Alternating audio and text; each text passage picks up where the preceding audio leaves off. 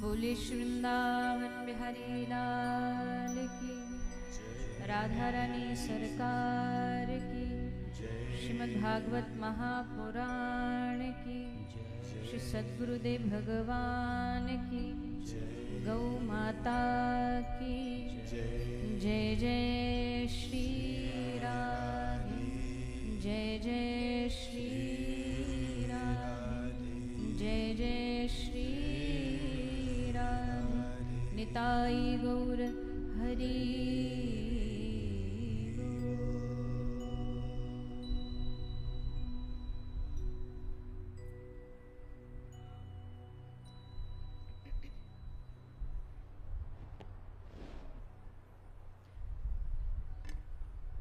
आइए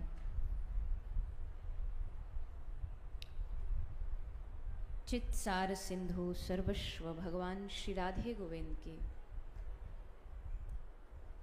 चरण कमलों का ध्यान करते हुए सभी श्रीमद् भागवत गंगा में प्रवेश करें। पधारे हुए सभी हरि भक्तों वैष्णव जनों के चरणों में व्यासपीठ की ओर से आप सभी को मेरा प्रणाम। पंचम दिवस की कथा में आज आप हम सभी प्रवेश करते हुए भगवान की बाल लीलाओं का श्रवण पान करेंगे। पिछले 5 दिनों से आप हम सभी भागवत से जुड़ करके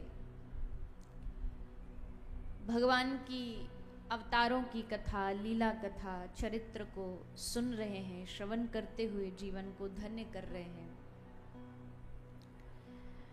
कल ठाकुर जी का प्रागट्य उत्सव हम सबने मनाया। लाल जी इस पृथ्वी पर, धरती पर प्रकट हुए और जब वो इस पृथ्वी पर आए, धरती पर आए तो सबने बड़े उल्लास से, आनंद से, हर्ष से गाया, नंद के आनंद भयो जय कन्हैया लाल की। भागवत में भगवान को 3 शब्दों से बहुत बार संबोधित किया गया है, जिसमें एक है सत्य और एक है आनंद, और आरंभ में चैतन्य रूप में भी भगवान को कहा गया है। यानी ये भगवान के कुछ विशेष गुण होते हैं, यानी कि या ये कह लीजिए कि ये भगवान को देखने का एक नजरिया होता है, एक दृष्टि होती है। जैसे एक माँ जब अपने बच्चे के प्रति देखती है तो वो वात्सल्य भरी नजरों से देखती है। वही आंखें जब वो महिला जब अपने पति को देखती है, आंखें वही होती है, लेकिन अब उसमें से वात्सल्य भाव हट जाता है। एक गुरु का शिष्य के प्रति एक ताड़न भाव की दृष्टि से वो देखते हैं, आंखों से देखते हैं। एक शिष्य गुरु के प्रति सम्मान भरी दृष्टि से देखता है। यानी संसार में हर चीज को देखने का एक नजरिया है, हर चीज को देखने की एक दृष्टि है। अब भगवान को देखने की दृष्टि क्या है? क्योंकि हमने तो भगवान को कभी देखा नहीं, तो हमें कैसे देखना चाहिए, किस नजरिए से देखना चाहिए? तो शास्त्र ने हमको 3 दृष्टि दी, 3 नजरिया दिया भगवान को देखने का। कौन कौन सा? सत्य, चिद, आनंद। ये 3 दृष्टिकोण है भगवान का दर्शन करने का, जिसमें सत्य पे चर्चा हम पहले कर चुके हैं, सच्चिदानंद रूप आए। आज है आनंद की बारी, क्योंकि नंद के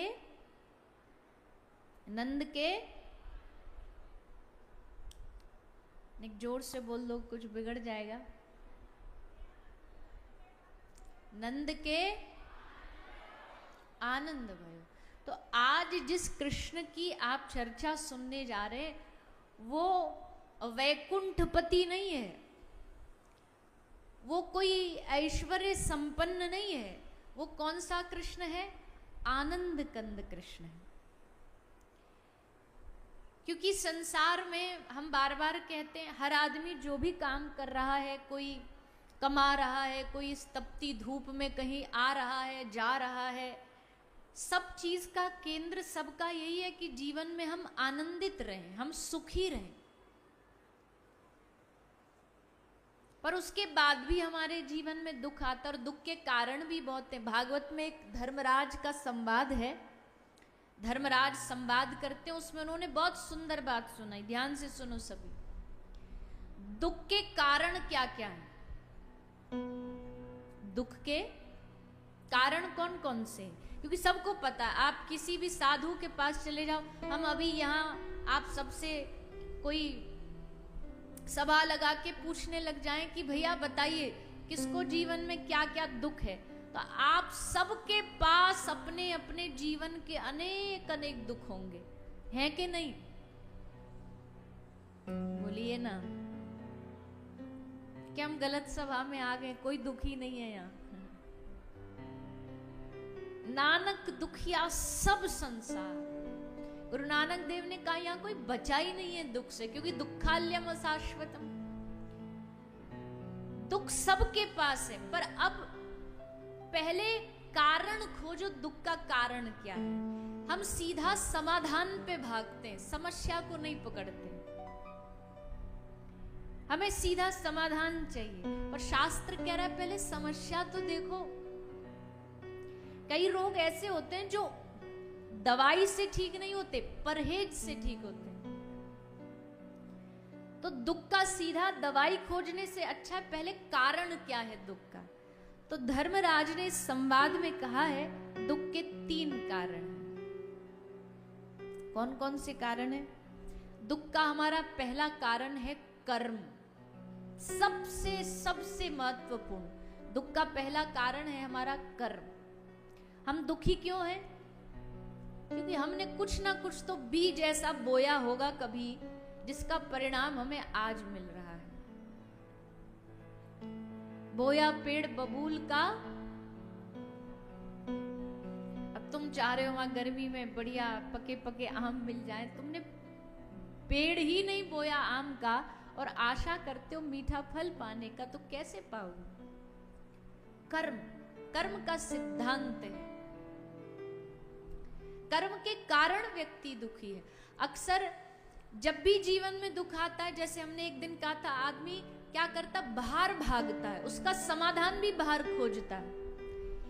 इस दरबार चले जाऊं, उस साधु की शरण में चले जाऊं, उस महाराज से कुछ मांग लाऊं, उससे ताबीज ले आऊं, उससे कोई गंडा बांधवा लाऊं, ये सब चीजों में हम भागते हैं। पर असल में महापुरुष कहते हैं जब दुख आए ना, तो सबसे पहले आप फोकस करो कि मेरे कर्म कहां गलत जा रहे हैं, जो मैं ठीक करूं तो मेरे जीवन में दुख खत्म। ये कर्म का सिद्धांत है, पर हम कर्म नहीं ठीक करते। कोई कथा बहुत प्रिय दृष्टांत कई बार सुनाया है। एक संत के पास एक आदमी आया, बोला महाराज जी हमारा घर नहीं बन रहा, कोई कृपा कर दो। तो महाराज जी ऐसे तो कोई टोना टोटका बताते नहीं, पर उन्होंने उसको बताया तुझे घर बनवाना? बोले हाँ महाराज मुझे घर बनवाना। बोले एक काम कर, तेरे घर के पास कोई भी पेड़ हो पीपल का, उस पेड़ के ऊपर एक घड़ा मटका बांध देना, और सुन सीधा उल्टा ऐसे नहीं बांधना, उसको थोड़ा सा टेढ़ा करके बांधना, उसका मुंह टेढ़ा करके पेड़ पे बांध देना, तेरा जल्दी घर बन जाएगा। तो उसने वैसे किया, उसने जाके पेड़ पे वो बांधा, और भगवत कृपा से कुछ ही दिनों बाद, कुछ महीनों बाद उसका घर बन गया। अब जब एक का काम बन जाता तो 50 को उस बात को फेमस कर देता, बोल फलाने महाराज के पास जाओ ऐसा हो जाएगा। तो उसने 10 को बता दिया, अब 10 को लेके आ गया महाराज के पास, बोल महाराज इसका भी कुछ करवा दो, इसका भी कुछ। महाराज बोले तू पहले ये बता तू कर क्या रहा है? बोले आपने हमको टोटका बताया था और हमारा काम सिद्ध हो गया, हमारा घर बन गया। महाराज ने करे बाबरे, मैंने तुझे कोई टोना टोटका नहीं बताया। बोले नहीं आपने बता दो। वो टोटका नहीं था वो। बोले फिर क्या था? बोले हमने तुझे बताया कि उस घड़े को टेढ़ा करके लटका दे, तो हमें पता था कि कोई ना कोई उड़ती हुई चिड़िया, कोई पक्षी उस पे जाएगा, और कोई चिड़िया अपना घोंसला बनाएगी, उसमें कोई घर बनाएगी, और उसका घर बनेगा तो उसकी दुआ तुझे लगेगी, उसका फल तुझे मिलेगा और तब तेरा घर बनेगा, इसलिए हमने लटकवाया। उसमें ना तो कोई चमत्कार है, ना उसमें कोई सिद्धांत है, ना उसमें कोई जादू है, ना टोटका। तुम दूसरों का घर बनाओगे, प्रभु कृपा करेंगे। तुम दूसरों को हंसी दोगे, तुम्हारे चेहरे पर हंसी आएगी। ये सिद्धांत है कर्म का।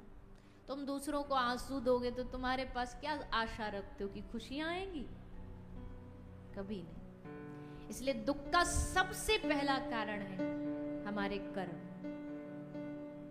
हमारे अपने कर्म। दूसरा दुख का कारण है काल, समय।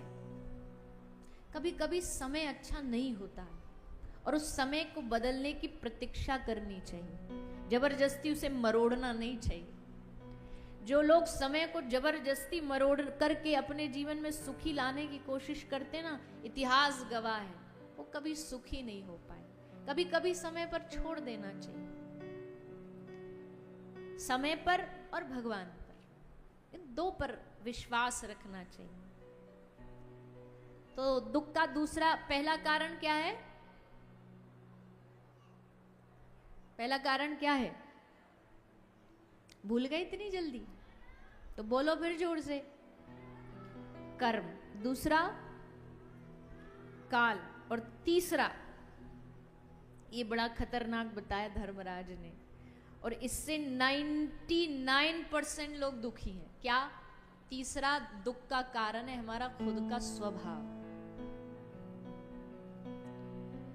स्वभाव से आदमी आज ज्यादा दुखी, अपने स्वभाव से इतना दुखी है। अब ये स्वभाव से दुखी होना ही है कि ठाकुर जी के मंदिर में खड़े होकर के भी अगर आपको दुख मिल रहा है, भगवान की कथा में बैठ करके भी दुख मिल रहा है, तो इसका मतलब हम स्वभाव से दुखी।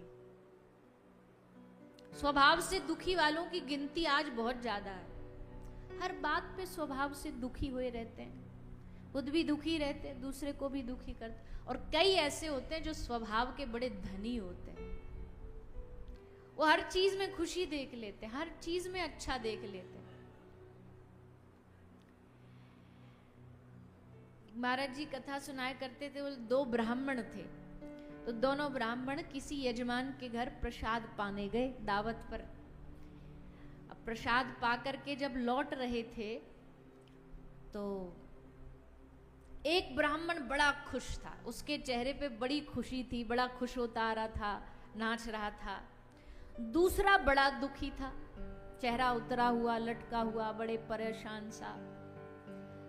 तो सामने वाले व्यक्ति ने देख के उन दोनों से पूछा कि भैया एक बात बताओ, आप दोनों कहाँ गए थे? बोले एक ही यजमान के घर भोजन पाने गए थे। बोले एक ही यजमान के घर गए थे तो फिर एक दुखी और एक सुखी कैसे है? अच्छा अच्छा, समझ गए। इनको सुखी वालों को शायद हो सकता है 4 रसगुल्ला ज्यादा खिला दिए हो, इनको कम इसलिए दुखी है। बोले नहीं, बराबर खिलाया था। अच्छा अच्छा, तो ऐसा हो सकता है इनको माला पहना दी हो, इनको गले में माला नहीं पहनाई हो, इसलिए ये दुखी है, ये सुखी। बोले ना, सम्मान भी बराबर दिया था। अच्छा,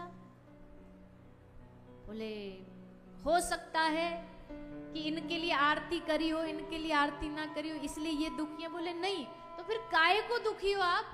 अच्छा, एक बात, दक्षिणा में कोई अंतर कर दिया होगा, इनको ज्यादा दे दी होगी, इनको लिफाफे में कम दिया होगा। बोला ना, वो भी बराबर थी। अरे फिर क्या दिक्कत है? दक्षिणा सेम, सम्मान बराबर, भोजन बराबर, सब बराबर। तुम दुखी तुम सुखी, ऐसा क्यों है? तब उन्होंने कहा, उस दुखी वाले से पूछा तू दुखी क्यों? बोला हम दुखी इसलिए क्योंकि हमने इसका बड़ा नाम सुना था, बड़ा सेठ है, बड़ा सेठ है, तो हमने सोचा था कम से कम लिफाफे में 1100-2100 तो देगा, इसने वह 500 रुपया दिया, इसलिए हम दुखी हैं। और सुखी वाले से पूछा तू इतने क्यों छल रहे हो, तुम इतने क्यों खुश हो 500 रुपया में भी?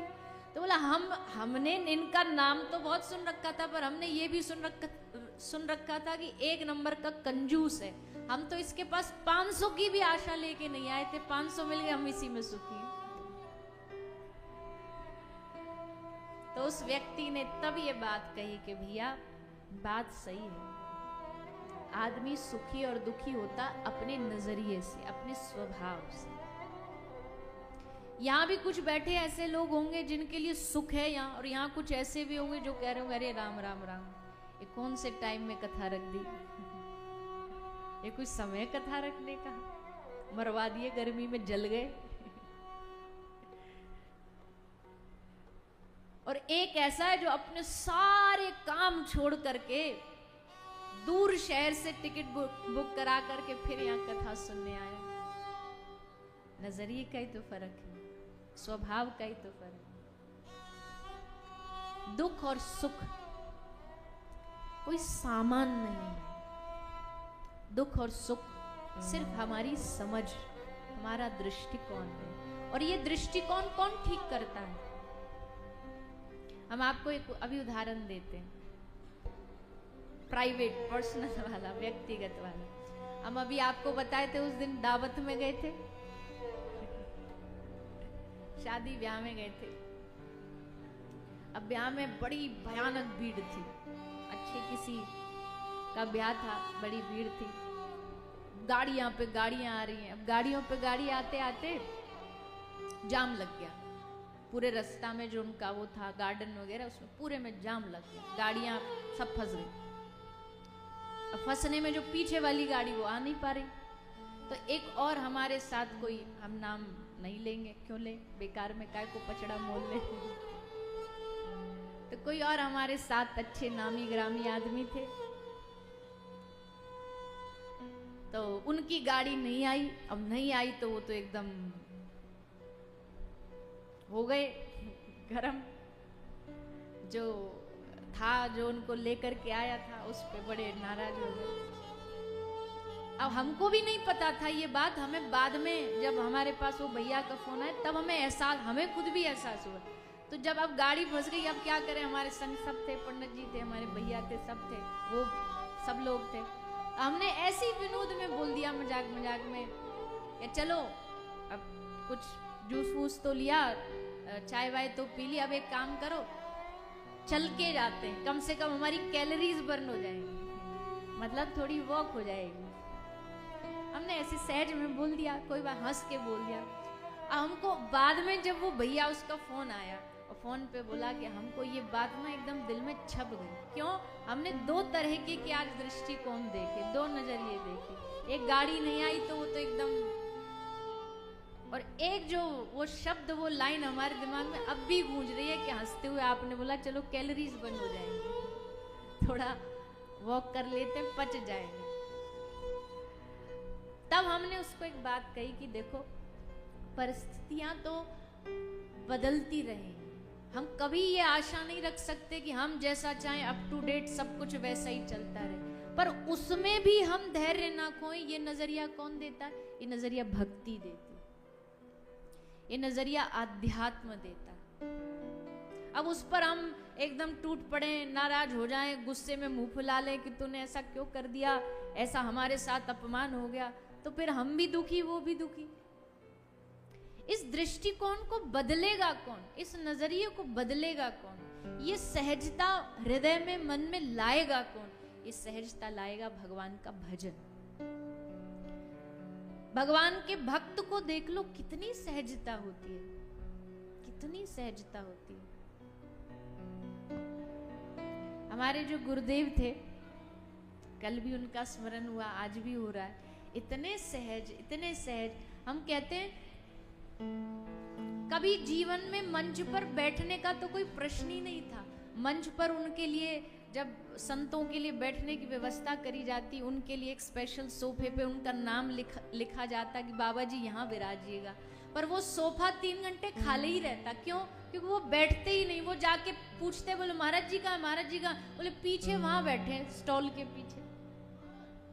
इतनी सहजता। ये सहजता कहाँ से आती है? ये सहजता भक्ति देती है, सहजता भजन देता है। इसलिए हम एक बात कहेंगे कि ये आशा रखना कि बाहर वाले दुख खत्म हो जाएंगे, कभी नहीं होने।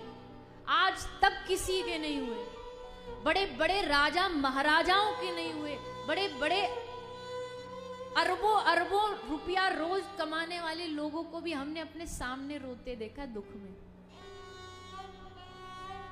अगर कोई दुख खत्म कर सकता है ना तो भीतर का स्वभाव, और वो स्वभाव भक्ति से बदल सकता है, और कोई रास्ता नहीं। इसलिए भगवान को आनंद स्वरूप का, ये सारी बात हम आनंद पे इसलिए ला रहे हैं क्योंकि आज जो कथा ठाकुर जी की सुनने वाले हो ना, वो सब विपत्ति, सब दुखों को दूर करके जीवन में आनंद प्रदान करने वाले। ईश्वरः परमा कृष्ण सच्चिदानंद विग्रह अनादिरादिर गोविंद सर्व कारण कारण, सब कारणों के कारण है ठाकुर जी।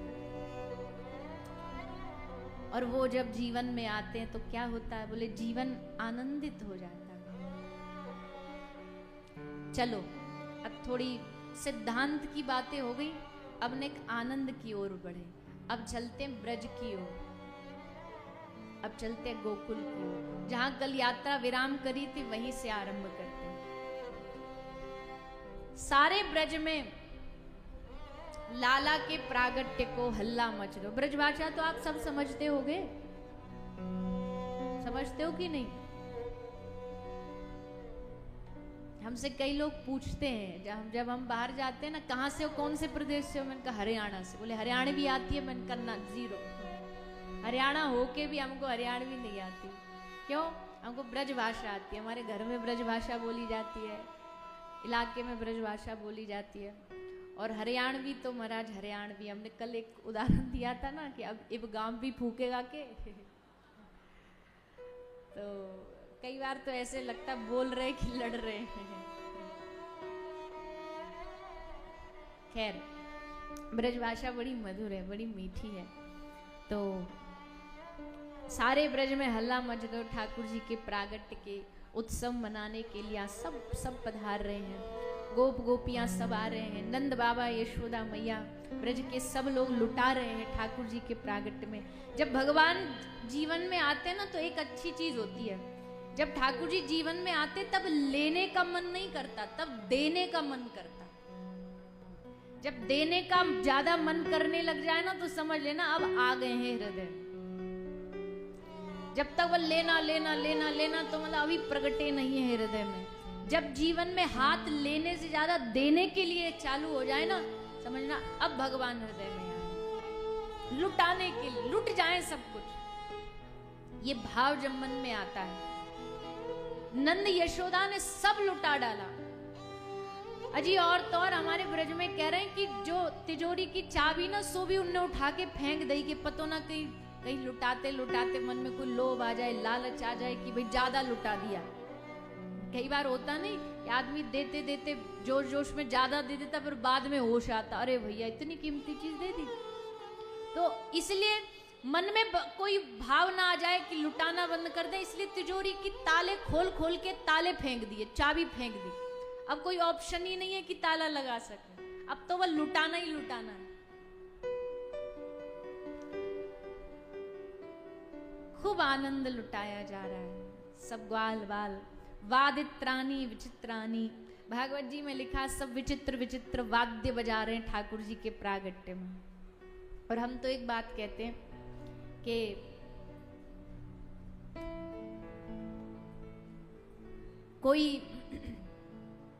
कोई आकर के किसी के पास कोई सहनाई नहीं है तो वो अपने मुंह से ही बोले जा रहा है, किसी के पास ढोल नहीं है तो अपने पेटी बजा रहा है, अपना सरी बजा रहा है।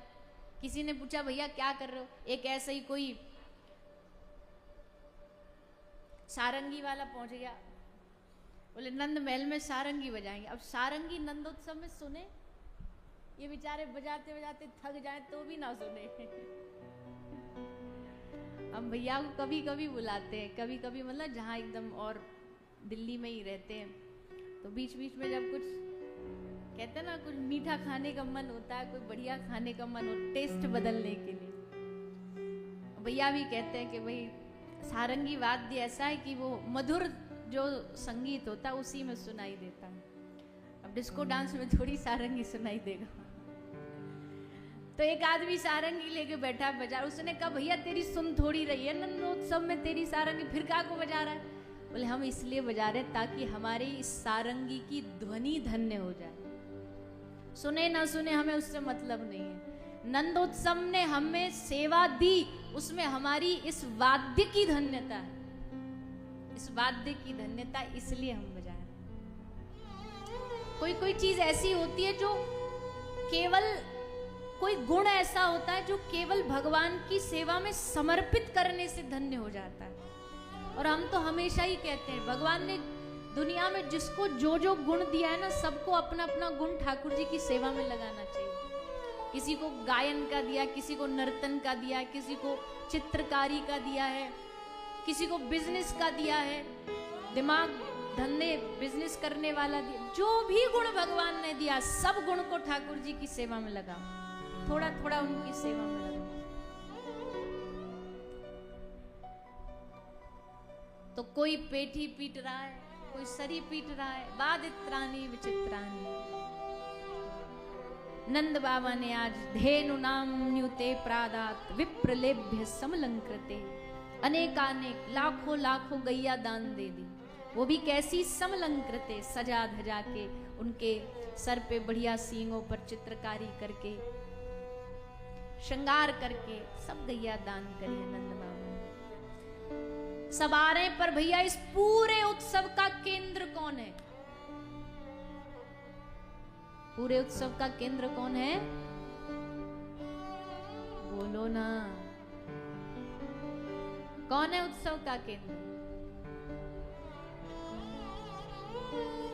छोटे से लाला, नील मणि के समान जो चमक रहे हैं, पल्ला में सोए हैं, चेहरे पर मुस्कुराहट है।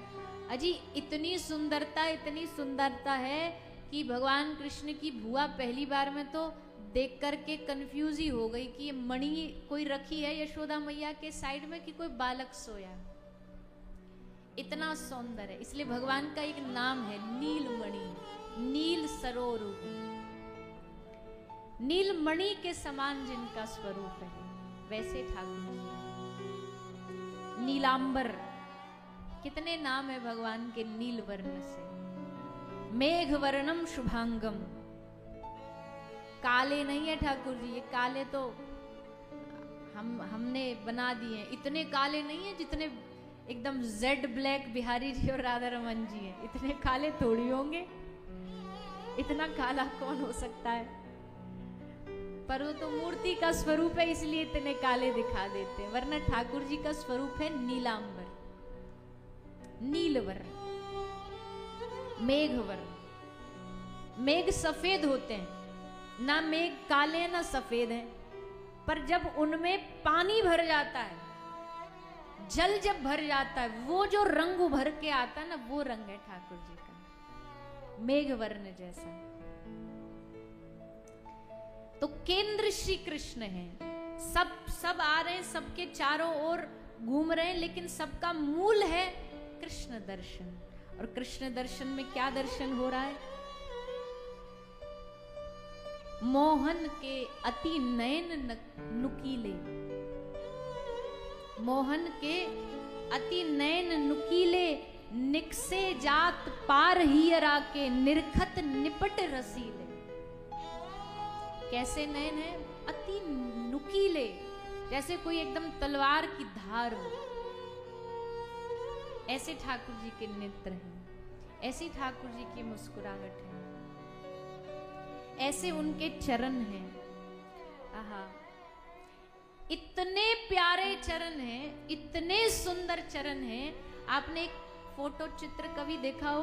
ठाकुर जी का एक चित्र है, उसमें ठाकुर जी को अपने चरणों से इतना प्रेम है बाल स्वरूप में कि वो चरण के अंगूठे को मुख में ले खुद पी रहे हैं। एक हरा सा पत्ता है, उस पे लेटे हैं और चरण का अंगुष्ठ अपने मुख में डाल रखा। कई बार तो ऐसा भी हुआ, अपने स्वरूप पे ही रीझ गए ठाकुर जी, ऐसी ऐसी लीला हुई। नंद भवन में माखन चुराने गए, सामने खंबा है शीशे दर्पण का, उसमें अपना प्रतिबिंब देखा, अपना चेहरा देखा, और चेहरा देख के बोले वाह कितना सुंदर बालक है, किसका बालक है इतना प्यारा। अपने आप को देख के रीझे जा रहे हैं। और मैया को बुला, मैया यहाँ जल्दी हमारे घर में देख कितना सुंदर छोरा आयो है। मैया भगी भगी आई, कौन आयो है? तो भगी भगी आई, देखो और दिखा कह रहे, देख भैया उस सामने कितनो प्यारो लाला ठाड़ो है। मैया हंसी, अरे बाप रे, ये तेरो ही स्वरूप है। बोले मैं हूं? बोले हाँ तू। इतनो सुंदर? बोले हाँ, इतना सुंदर स्वरूप मेरो है। ठाकुर जी कहते, पर ये तो हमारे साथ गड़बड़ हो गई। हम इतने सुंदर स्वरूप के रसपान करने से वंचित रह गए, ये हमारा अभाग्य है। सब हमारे रूप को देख सकते हैं, रस ले सकते हैं, पर हम अपने रूप का रस नहीं ले सकते। कुछ तो जुगाड़ करना पड़ेगा। तब ठाकुर जी ने एक जुगाड़ किया। क्या? हमारे महापुरुष कहते हैं, वही ठाकुर जी कलयुग में बंगाल में श्रीमन चैतन्य महाप्रभु के रूप में प्रकट हुए हैं। भगवान ही पर प्रकट हुए एक भक्त के स्वरूप में, और फिर श्री जगन्नाथ भगवान के रूप का रोज पान करते हैं, श्री वृंदावन बिहारी के रूप का रोज पान करते हैं, और दोनों हाथ उठा के उर्द बाहुओं के हरि बोल कह के खूब पछाड़ खा खा के रोते हैं, स्वरूप देख देख के रोते हैं। महाप्रभु को जगन्नाथपुरी में घुसने नहीं देते थे परिकर उनके, क्योंकि पता था जैसे ही पुरी जगन्नाथपुरी में मंदिर के द्वार पर जाते थे ना, द्वार से लेके जगन्नाथ भगवान की मूर्ति तक गिरते गिरते हा जगन्नाथ कहते कहते महाप्रभु तब आते थे। पकड़ के उनको उठाना पड़ता था। पहली बार जब सार्वभौम भट्टाचार्य ने महाप्रभु को देखा कि एक सन्यासी रो रहा है, उछल रहा है, नाच रहा है कूद कूद करके, सार्वभौम भट्टाचार्य बोले, सन्यासी कोई नाचते हैं, सन्यासी कोई रोते हैं? लेकिन तब फिर महाप्रभु ने उनको अपना षडभुज दर्शन कराया। हमारे चैतन्य परंपरा में महाप्रभु का एक षडभुज स्वरूप है। 2 हाथ में कृष्ण अवतार है, चक्र है, 2 में राम अवतार है, धनुष बाण है, और 1 में कमंडल है, श्री चैतन्य महाप्रभु षडभुज अवतार। तो महाप्रभु जब जगन्नाथपुरी जाते थे तो एकदम लीन हो जाते, भगवान का दर्शन करके, उनके स्वरूप का दर्शन करके। तो ठाकुर जी अपने स्वरूप का पान करने के लिए आए। कैसा स्वरूप? इतना स्वरूप पर मोहित, चरणों को, अपने अंगुष्ठ को मुख में डाल रहे हैं। कभी कभी ठाकुर जी के चरणों का दर्शन ना बड़े डूब के करना चाहिए। मुख तो है ही प्यारा, उसमें तो कोई बात ही नहीं है, पर चरण सबसे सबसे सुंदर है ठाकुर जी के। भगवान के चरणों में 5 चिन्ह हैं। अगर आप कभी देखोगे तो भगवान के चरणों में 5 चिन्ह का 5 निशान है, चिन्ह है। वज्र का, अंकुश का, एक मत्स्य यानी मछली भगवान के चरणों में, कमल है, और एक ध्वजा है। 5 भगवान के चरणों में चिन्ह है।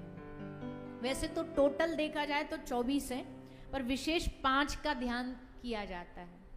और वही जो चिन्ह है वो श्री किशोरी जी के चरणों में भी है, और उनके भी भाव हैं। जब ध्यान किया जाता है, जैसे वज्र का ध्यान किया तो वज्र बड़े बड़े पापियों का नाश कर देता है। वैसे जब वज्र का ध्यान, चिन्ह का ध्यान साधक करता है तो उसके बड़े बड़े जितने भी पाप हैं उन सब का नाश हो जाता है। कमल जो है, कमल कीचड़ में पैदा होता है, पर उसका कीचड़ से कोई संबंध नहीं होता। भगवत चरणों के इस कमल का ध्यान करने से साधक भी संसार में रहता है, पर संसार में लिप्त नहीं होता, इसलिए उनके कमल का ध्यान किया जाता है। ठाकुर जी के चरणों में मछली होती है। मछली जैसे जल बिन नहीं रह सकती, वैसे ही उनके चरणों में मत्स्य का ध्यान करते करते ऐसा प्रेम प्रकट होता है कि उसके बगैर रह नहीं सकते। तो चरण सुंदर, नयन सुंदर, चाल सुंदर, बाल सुंदर, गाल सुंदर, सब कुछ सुंदर। श्री वल्लभ महाप्रभु कहते हैं, अभी हम इसका भी एक बहुत जल्द एक ट्रैक निकालने वाले हैं। हमारे भैया आज आए, यही बना रहे हैं, मधुराष्टक का बहुत प्यारा भाव है। सारे हर रोज वैष्णवगण इसको गाते हैं, ठाकुर जी के स्वरूप का ध्यान करते हैं। कैसे ठाकुर जी का स्वरूप? अधरम मधुरम। थोड़ी देर सब लोग, कोई कठिन संस्कृत नहीं है, बहुत साधारण है। इसमें एक एक भगवान के अंग के विषय में बताया गया है। तो वैसे तो समय मिलता नहीं है हमें, मिल भी जाए तो मन नहीं होता है भगवान के स्वरूप को देखने का। तो आज कथा के माध्यम से थोड़ा सा 2 मिनट के लिए उन ठाकुर जी का दर्शन करो, रूप का पान करो। अधरम मधुरम वदनम मधुरम नयनम मधुरम हसितम मधुरम। कैसे हंसते हैं, खिलखिला के हंसते हैं। नेक सी दतुलिया दिखाई देती है जब ठाकुर जी मुस्कुराते हैं। घुंघराले बाल है, मेघ वर्ण है, सुंदर दंतावली है, और सबको हंस हंस के अपना बना रहे हैं, सब पर कमाल कर रहे हैं, अपना जादू बिखेर रहे हैं। हृदयम मधुरम गमनम मधुरम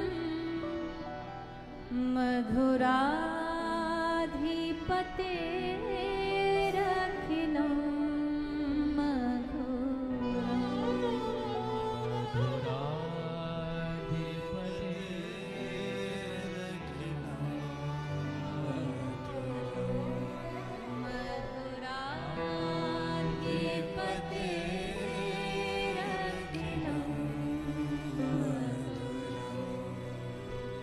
वचनम मधुरम चरितम मधुरम वसनम मधुरम बलितम मधुरम वसनम मधुरम बलितम मधुरम चलितम मधुरम भ्रमितम मधुरम मधुराधिपतेरखिलम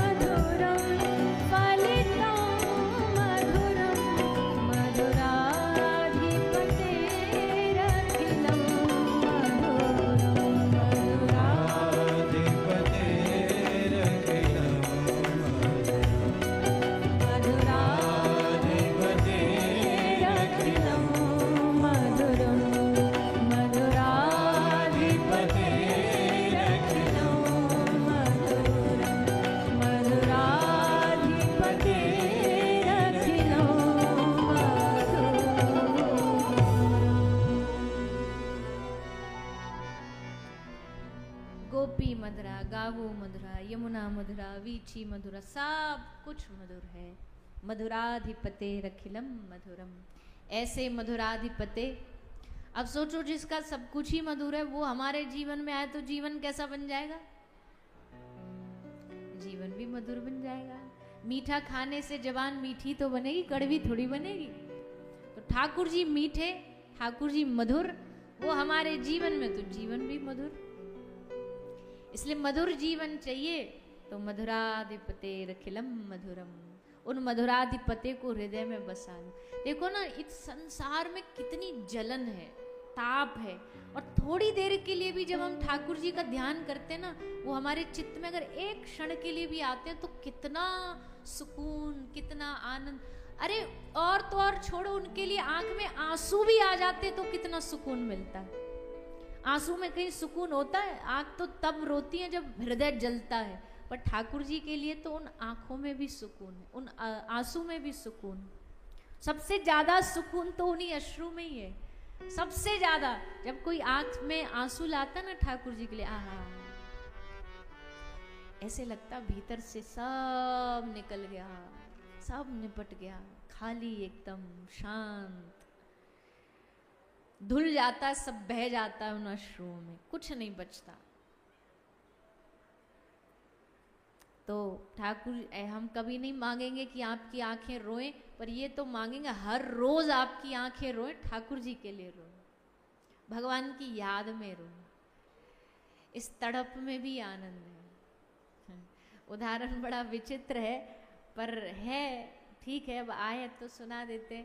कभी कभी दर्द में भी मजा होता है। जैसे कभी किसी को कोई खाज खुजली हो जाए ना, मैंने पहले ही कहा बड़ा विचित्र उदाहरण है, पर जब दांत खाज खुजली हो जाए कितना मजा आता है, उसको खून भी निकल जाए उसमें पूरा, पर बड़ा मजा आता है। बोले इसमें क्या मजा है? दर्द हो रहा, खून निकल रहा। बोले नहीं, मजा है, खुजाते जाओ, खुजाते जाओ। तो दर्द का भी अपना मजा है, बड़ा आनंद है। भगवत भक्ति में आनंद है, बाकी तो नहीं है। बाकी तो दर्द में तो सजा ही सजा है, मजा तो कुछ नहीं है, और भक्ति में मजा है। तो भैया, अधरम मधुरम वदनम मधुरम, ऐसे मधुराधिपते ब्रज में जन्म लेते हैं। अब तो इन मधुराधिपते से सबका मन लग गया, चित्त लग गया। ऐसा लग गया कि जित देखूं तित श्यामई दिखे। ऐसा ब्रज में एक आनंद बह चला कि जहां देखते हैं वहां श्याम सुंदर की हंसी सुनाई देती है। यमुना जी पे जाओ तो वहां भी ठाकुर जी ठहाके मार के हंस रहे हैं। जल भरने जा रही गोपी तो वहां नाचते हुए नजर आ रहे हैं। तो ये सब ब्रज का आनंद आरंभ हो रहा है। ठाकुर जी का प्रागट्य हो गया, सबने आनंद लिया। उत्सव तो बहुत लंबा है, और उत्सव लंबा चले वही उत्सव है। उत्सव की अवधि कम नहीं होनी चाहिए। अवधि का मतलब ये नहीं है कि भैया नाचना गाना लंबा चले, पर उत्सव का जो आनंद है ना वो लंबा चलना चाहिए। उत्सव खत्म भी हो जाए तो भी कम से कम महीने भर तक उस उत्सव का दिमाग से भाव नहीं उतरना चाहिए। भाव वही उत्सव का चलते रहना चाहिए। अरे ठाकुर जी आए थे, ऐसा हुआ था, अरे कितने प्यारे लग रहे थे। महीना तो ऐसे ही निकल जाएगा, एक महीना तो उसी उत्सव पे विचार करते करते करते, ये सुना था हमने, ये भजन, ये पद गाया गया था। तो उत्सव लंबा ही चलना चाहिए। 2-3 घंटे का उत्सव नहीं होता, 2-3 घंटे के तो प्रोग्राम होते हैं, कार्यक्रम होते हैं। ठाकुर जी का कार्यक्रम नहीं है, ठाकुर जी का उत्सव। उत्सव की अवधि, रास चला एक रात, पर एक रात जानते हो कितनी लंबी चली? एक रात चली ब्रह्मा जी के 6 महीने बराबर। ब्रह्मा जी का 6 महीने बराबर रास की एक रात का उत्सव चला था। नंद महोत्सव भी ऐसा ही है। नंद महोत्सव कभी खत्म ही नहीं होता। ब्रज में हर रोज नंद महोत्सव है, हर रोज ठाकुर जी प्रकटते हैं, हर रोज उत्सव होता है। तो खूब उत्सव मनाया जा रहा है। सब ग्वाल बाल गैया सब इस उत्सव में नाच रहे हैं, गैया भी नाच रही हैं। क्यों? गौएं चराने आए, जय हो गोपाल की। गैयाओं को पता हमारा पालन करता आ गया, अब हमको कोई टेंशन नहीं। अब हमें किसी का मुख देखना भी नहीं पड़ेगा कि भैया चारा डाल जाओ, रोटी खवा जाओ, जल पिला जाओ। ये वो आया है जो स्वयं बाद में पाएगा, पहले हमें पवाएगा। ये ब्रज में वो गोपाल आया है जो खुद के लिए सैया बाद में लगाएगा, पहले हमारे लिए लगाएगा। इतना प्रेम घनिष्ठ कौन कर सकता है? बोले मैया गैया नंगे पांव तो हम भी नंगे पांव, गैया भूखी तो हम भी भूखे, गैया श्रृंगार करेगी तो हम भी करेंगे। इतना स्नेह करने वाला गैयाओं को इस ब्रज में गोपाल आया है, तो गैया तो महाराज नाच उठी, रंभा रही है, उनकी आवाज दूर दूर तक गूंज रही है रंभाने की। 9 लाख गैया जब रंभाए, सोचो क्या अद्भुत नाद प्रकट हुआ होगा। गाय जब रंभाती है ना, तो उसकी ध्वनि से चारों ओर पूरा वातावरण शुद्ध हो जाता है। जब गैया का बछड़ा जन्म लेके बोलता माँ, और पूरी धरती पर एक जीव है गौ माता का बछड़ा बछिया जो जन्म लेके माँ बोलता, और कोई नहीं है। घोड़े का बच्चा जन्म लेते ही हिन हिन आएगा, बकरी का बच्चा मिम आएगा, इंसानों का बच्चा घारा दौर उठा देगा रो रो के। एक केवल गाय का बच्चा है जो जन्म लेते ही मां बोलता है, रंभाता है, ध्वनि निकलती है उसके मुख से। और नवजात बछड़े तो होते भी बहुत प्यारे हैं, बड़े प्यारे होते हैं, बड़े सुंदर होते हैं। हमारे अस्पताल में जब कोई नया बछड़ा, सफेद एकदम वाइट कलर, आंखें ऐसी लगती है जैसे ये आजकल मैया नहीं लगाती वो लंबा लंबा मोटा मोटा काजल, स्मोकी आईज। तो ऐसे ही वो बछड़ा की एकदम लाइन भी ऐसी होती है, एकदम धार जैसी, जैसे किसी ने एकदम काजल गढ़ा हो, काली काली आंखें होती। इतना प्यारा लगता है, इतना सुंदर लगता है छोटा सा कोई बछड़ा बछिया जब पैदा होता है। तो गाय का बछड़ा जन्म लेते ही माँ पुकारता है। पता नहीं कौन दुर्भाग्य वाले वो दिल होते हैं जो गौ माता से प्यार नहीं कर पाते, गाय को दुलार नहीं कर पाते। तो गैया रंभा रही हैं, आज गोपाल आए, मयूर आहा मोर नृत्य कर रहे हैं।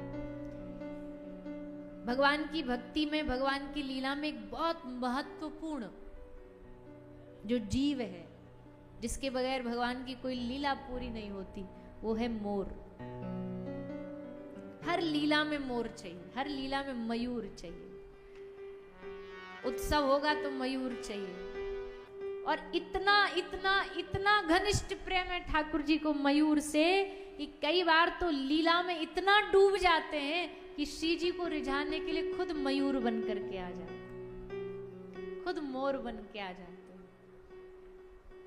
मोर बन आयो कान्हा, मोर बन आयो। ब्रज की जो रासलीला होती है ना, उसमें गाते हैं, क्या सुंदर, सब लोग मोर पंख लेके पूरा विहार करते हो, फिर ये गाया जाता है, मोर बनायो कान्हा मोर बनायो।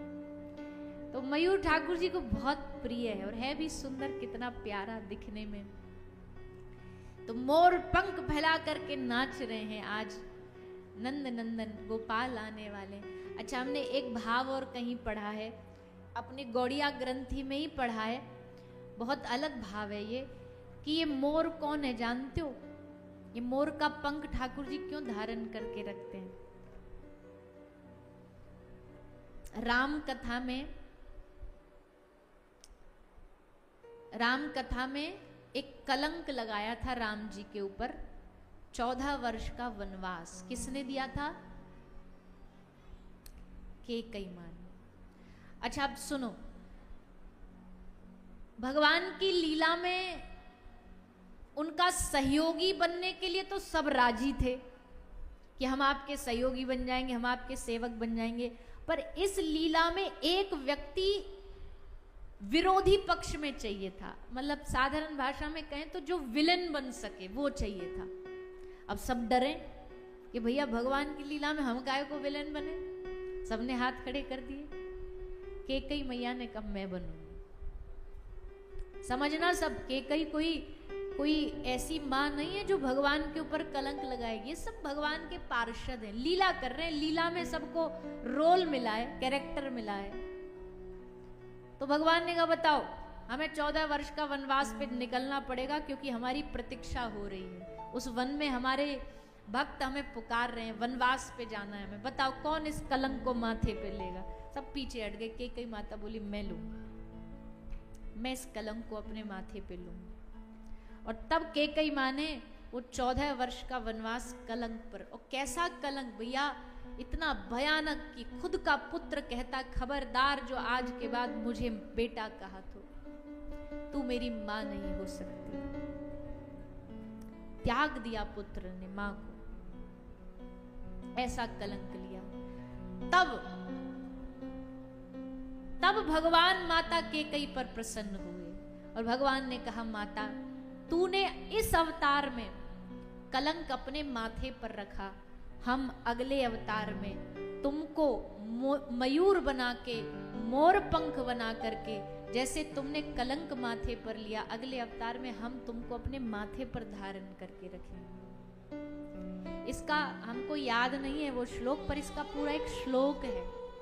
और अगर हम गलत नहीं हो तो श्री रूप गोस्वामी पाद के द्वारा रचित एक ग्रंथ है, उसमें ये भाव लिखा हुआ है कि भगवान ने माता कैकेयी के उस स्वरूप को मोर पंख बना के अपने सर पर धारण करके रखा। तो आज मोर नाच रहे हैं, आज बानर नृत्य कर रहे हैं, ठाकुर जी आए हैं उत्सव में, सब शामिल हैं, इंसान नहीं पशु पक्षी सब सम्मिलित हो गए इस उत्सव में। खूब आनंद बरसा। अब आनंद यहीं विश्राम करते, नहीं तो आगे की लीला रह जाएंगी, सब कथा रह जाएंगी। आप भी ने कब राग बदल दो।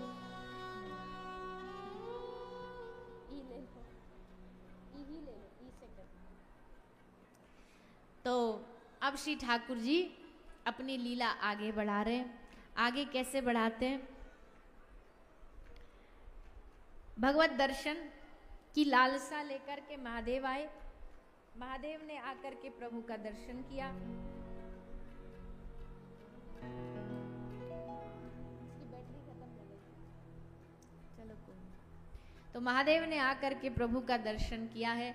कथा आप सब जानते ही हैं कि दर्शन कराने में बड़ी मैया ने दिक्कत करी, पर आखिरकार ठाकुर जी की कृपा हुई कि उन्होंने आके महादेव को दर्शन दिया।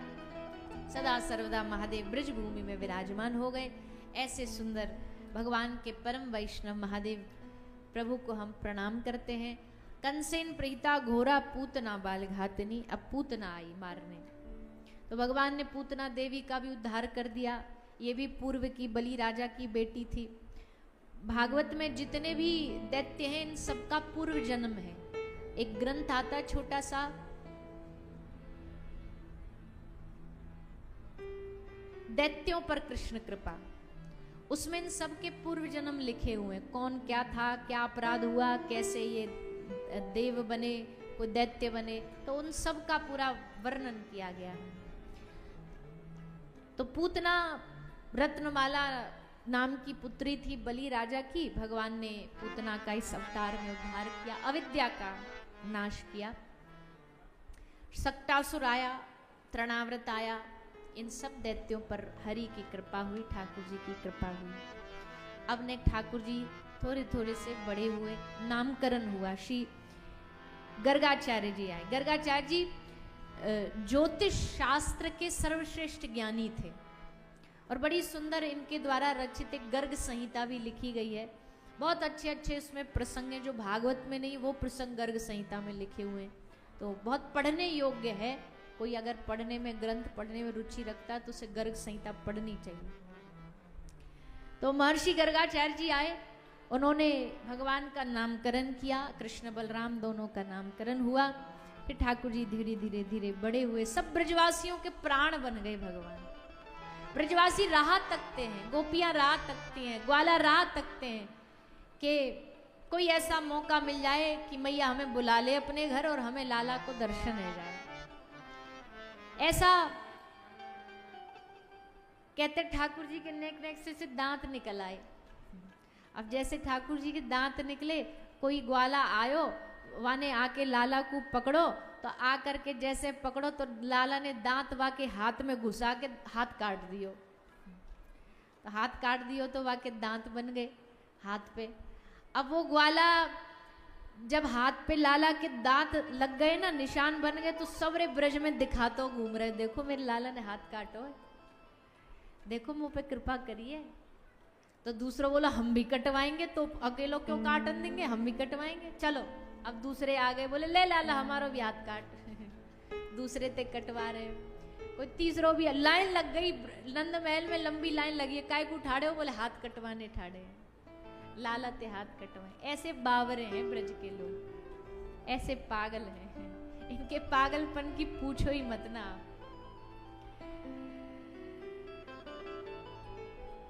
कोई ब्रजवासी रोज आता है, आके ठाकुर जी को आड़ा टेढ़ा गाना गा के सुनाता है। क्यों? क्योंकि टेढ़ा मेढ़ा गाता ठाकुर जी हंसते हैं, उसको इसी में खुशी मिलती है। बढ़िया गाएंगे तो क्या खुशी, इसलिए आड़ा टेढ़ा ऊट पटांग गाएगा ताकि कन्हैया हंसे जोर जोर से। टेढ़ो टेढ़ो नाच के दिखाएगा उलट पुलट। मनसुख की तो पूछो ही नहीं, मनसुख ऐसी कलामड्डी खा खा के नाच के दिखावे कि ठाकुर जी पेट पकड़ पकड़ के हंसे।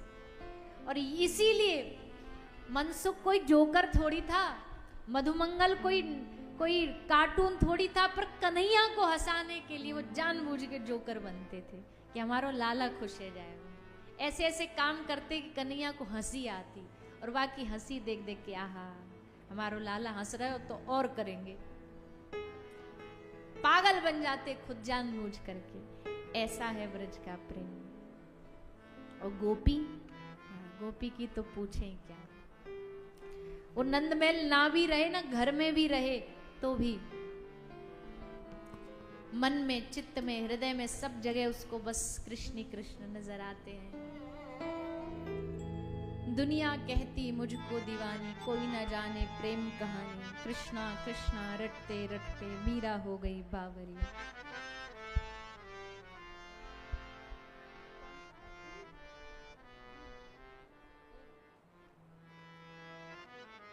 तो सही बात तो यही है कि ये प्रेम का रोग जिसको लगा तो फिर संसार की गति मति सब भूल जाता है, बुद्धि काम नहीं करती, दिमाग काम नहीं करता। ऐसा प्रेम चढ़ा है ब्रज में, ब्रज की धरती पर। कोई गोपी कृष्ण को सखा मानती है, कोई प्रियतम मानती है, कई वात्सल्य भाव वाली हैं। सब भाव अलग अलग ब्रज में विद्यमान है। ठाकुर जी सबको रस देते हैं, खूब लीलाएं करते हैं, क्रीड़ाएं करते हैं।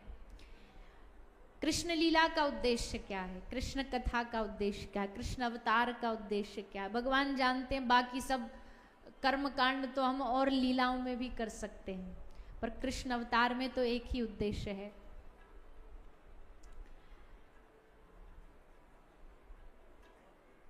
भगवान किसी भी तरह येन केन प्रकारे ने सबका मन अपने में लगाना चाहते हैं, और वो भगवान हमारे साथ भी करते हैं।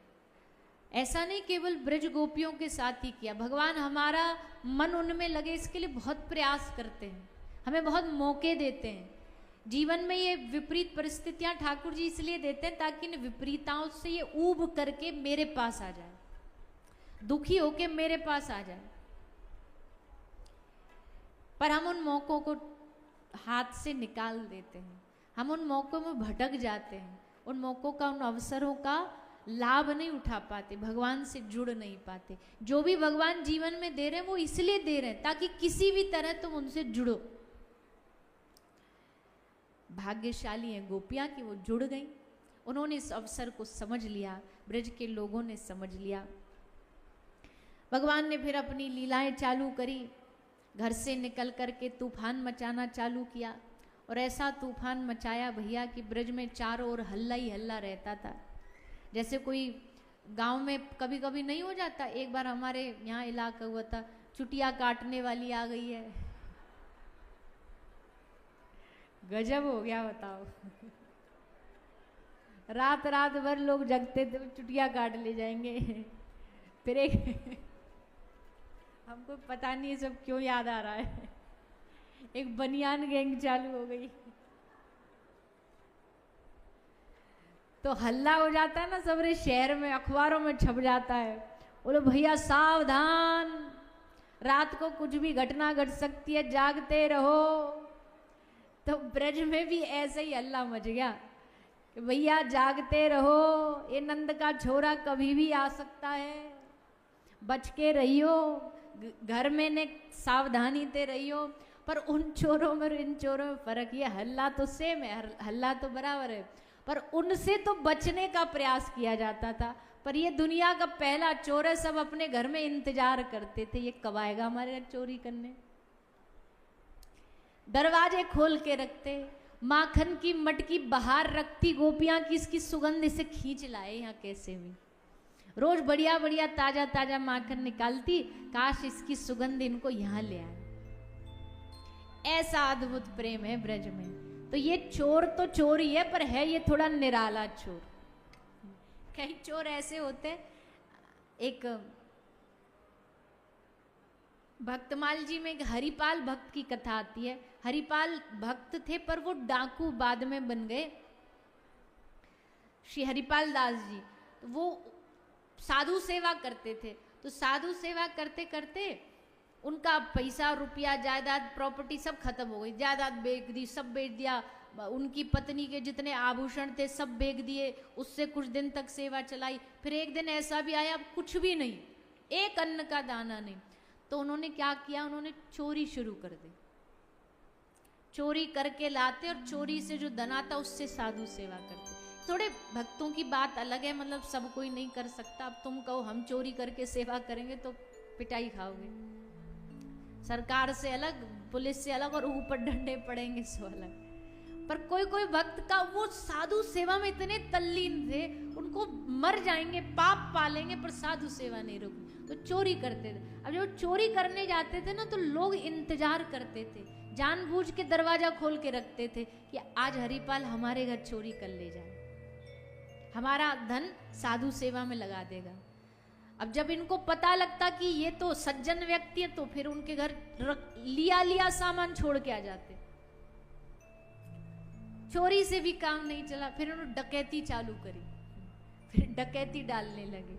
डकैती में भी कोई इनको मिला ही नहीं, तो ठाकुर जी स्वयं नारायण भगवान लक्ष्मी जी को लेकर के हरिपाल भक्त के पास सेठ सेठानी बन के लुटने आए।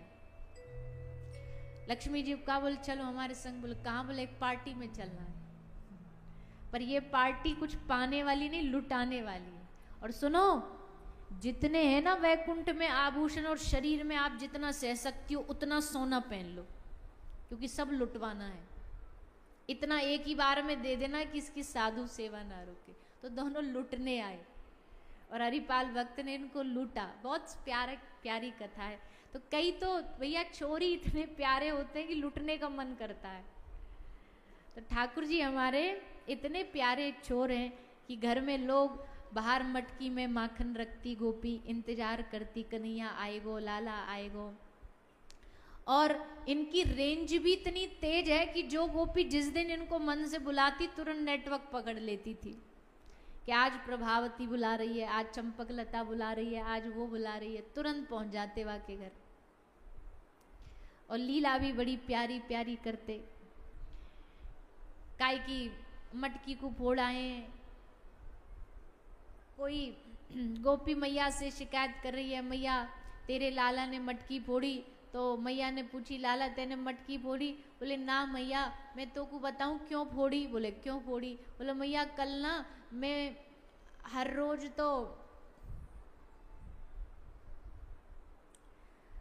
तो मैं आगे ते आयो, पर आज मैं पीछे ते आयो। पीछे ते आयो तो वहां कुम्हारन को घर हो मैया, एक कुम्हारन बैठी बैठी रो रही जोर जोर ते। तो मैया मैंने बातें पूछी, तू काय को रो रही है? तो बोली लाला हमारे आजकल मटका घड़ा बिकने बंद है गए, या हमारे रो रही हूँ। बोले क्यों नहीं घड़ा बिक रहे? बोले गोपी नयो घड़ा खरीदती नहीं है, पुराने घड़ा बरसों बरसों पुराने ही चला रखे इनने। तो मैया वाक्य बाल बच्चे भूखे प्यासे मर रहे, मैंने सोची बिक्री जब ही होगी जब इनके पुराने घड़ा फूटेंगे, या हमारे मैया जा जाके मैंने सबरे घड़ा फोड़ दी। मैया खुश हो गई, आहा कितनो बढ़िया लाला है हमारो, सबको ध्यान राखे, सबते प्यार करे, सबते स्नेह करे। ऐसे ठाकुर जी हैं, ऐसी लीला कर रहे हैं। तो भैया ब्रज में आनंद। एक दिन का भयो, इनके उत्पात देखो, इनके उधम देखो। एक दिन अपने दाऊ दादा के संग गए। दाऊ दादा ते बोले दादा एक काम करें? बोले कहा? बोले जा कमरा में अनाज की बोरी, आटे की बोरी भर रही है ना, वहां चलो, हमारो मन कर रहा है आज तुम्हारो मेकअप करेंगे। दाऊ दादा बोले कैसो मेकअप करोगे? बोले चलो तो तुम। तो लेके आ गए, और लेके आए और आके एक मुट्ठी में पूरा आटो लेके फूंक मारी, और फूंक मार के सबरो दाऊ दादा जो है सबरे एकदम सफेद कर दिए। ब्रज में सफेद को कहें धौरो, का कहें? धौरो कर दियो एकदम। तो पूरे सफेद हो गए दाऊ दादा बोले अच्छा उधम करेगो, हम ते शैतानी करो, हम तेरे बड़े भैया हैं, तू जाने नहीं बड़े भैया को सत्कार करे? बोले हम भी करें तुम्हारो सत्कार, करके दिखाएं? बोले करो। पूरों की पूरी बोरी उलट डाली। दाऊ दादा बोले रुक जा, हम भी तेरो सत्कार करेंगे। तो दाऊ दादा ने लेके आटे की बोरी इन पे उलट डाली। पूरा जितनों भी मैया को आटे को भंडारो, बाकी होली खेल रहे हैं दोनों जने, वो वापे डाल रहे, वो वापे डाल रहे, सब रो बिखेर दियो। अब मैया ने देखी बहुत देर से आवाज नहीं आ रही कुछ। जब घर का बालक जब बहुत देर तक शांत हो जाए ना, तो मैया समझ जाती है कोई लंबी कार्रवाई में लगा है। तो सब काम छोड़ छाड़ के मैया आई, देखी दोनों तो आई भीतर। ठाकुर जी ने देख ली मैया की पायल की आवाज, समझ गए। तुरंत दाऊ दादा थे कही दादा आज पकड़ के मार लगेगी, एक काम करो बोरी ओढ़ के बैठ जाओ। तो वहां में बोरी ओढ़ के बैठ गए, और वह बोरी में नेक से 2 छेदे वामते आंखनते देख रहे हैं। आसपास को माहौल गर्म है कि ठंडो है गयो, मैया यही है कि चली गई है। तो वह बोरी में बैठ गए ओढ़ के। मैया आई, देखी पूरा तूफान मचो पड़ो, सबरो आटो फैलो पड़ो है। मैया बोली हाय राम, और हाय राम करती करती जैसे थक के अपनो हाथ वहां बोरी पे धर दियो। अब बोरी हिले, अब बोरी कुलबुलावे। ठाकुर जी हिल रहे। एक तो डर, अब नर्वसनेस जब आदमी को होती है ना, तो अच्छे अच्छे लड़खड़ा जाते हैं। तो वह नर्वसनेस में ठाकुर जी ने और हिल रहे हैं। और जब आपको पता हो ना कि आपको सीधा बैठना है, तब खुजली जरूर होती है, तब मचती है खुजली कि अब खुजाओ। तो ठाकुर जी कभी इधर कभी उधर।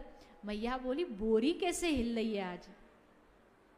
अभी तक तो हिल ही रही, थोड़ी देर बाद बोरी चलने लगी। ठाकुर जी धीरे धीरे चलन लगे। ठाकुर जी बोले बोरी के तो पाम भी हैं। सोई मैया ने पकड़ के बोरी उठाई, और जैसे उठाई तो ठाकुर जी, मैया बोली अरे राम राम राम, रुक जा तो मैं बताऊंगी। सोई लेके आटो फिर मैया के मोड़े पे मारो, और जैसे मारो तो मैया के आंखन के सामने सब ब्लर हो गया, सब धुंधला धुंधला हो गया। और सोई वही में दादा को हाथ पकड़ो, बोले भगो दादा यहाँ थे, और हाथ पकड़ के लेकर के भाग गए। अब बताओ ऐसो उधम कौन मचावे? कोई ब्रह्म भगवान ऐसो उधम कर सके? पर हाँ हमारे ब्रज को ब्रह्म तो ऐसो ही है, या ब्रह्म को आनंद तो यही में है, उधम करने में है, लीला करने में है, आनंद करने में। ऐसे उधम गारे ठाकुर जी, ऐसे लीला करवे वाले ठाकुर जी। अब इन लीलाओं में बहुत सारी लीला सुनाई है श्री सुखदेव जी महाराज ने, पर सबका तो समय नहीं है सुनाने का, बताने का।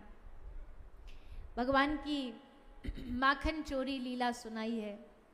नंद नंदन कैसे अपने घर से निकल करके सखाओं के संग लीला करने जाते हैं। फिर एक प्यारी सी दृष्टांत, प्यारा सा लीला श्री सुखदेव जी सुनाते हैं, ऊखल बंधन लीला। भगवान दामोदर को प्रणाम किया गया। श्री दामोदर भगवान को यशोदा मैया उखल से बांधती हैं। यमला अर्जुन का ठाकुर जी उद्धार करते हैं। मुख में ब्रह्मांड का दर्शन कराया। मुख में संपूर्ण ब्रह्मांड का दर्शन करा के लाल जी ने मैया को अपने ऐश्वर्य का भी दर्शन करा दिया। तो ये सब लीला सुनाते हुए अब ठाकुर जी की आयु हो गई है 5 साल की। कितने साल के हो गए? 5 साल। 5 साल में अब भगवान ने एक और अद्भुत लीला करी। भगवान एक दिन सब सखाओं से, ब्रज के बड़े बड़े पंच सरपंच बैठे हैं, भगवान ने एक प्रस्ताव रखा। प्रस्ताव क्या है? लाला कहते हैं कि यहां इस ब्रज में अब आतंक बहुत होने लगा, गोकुल में काम करते, स्थान बदलते हैं, स्थान परिवर्तित करते हैं। कहां परिवर्तित करें? ठाकुर जी ने कहा हमको एक जगह पता है। जगह का नाम क्या है? वृंदावनम नामम पशव्यम नवकाननम गोप गोपी गवाम्यध्यम पुण्याद्रि तृणवीरुधम।